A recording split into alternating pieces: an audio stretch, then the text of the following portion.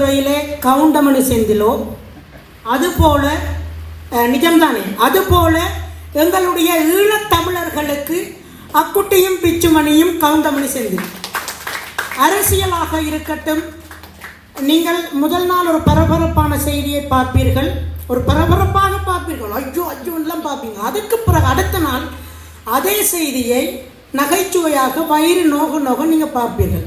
அப்படி பார்த்து அப்படி எங்களுக்கு தருபவர்கள் தான் அக்குட்டியும் பிச்சுமணியும்.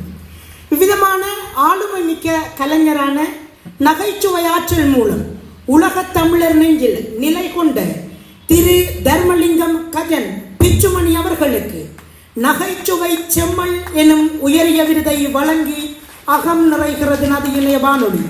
விருதினை வழங்கி வைக்குமாறு அறியப்பட்ட ஆளுமை மிக்க மனிதர் இனிய நந்தவனம் சஞ்சிகையினுடைய தாயக இணை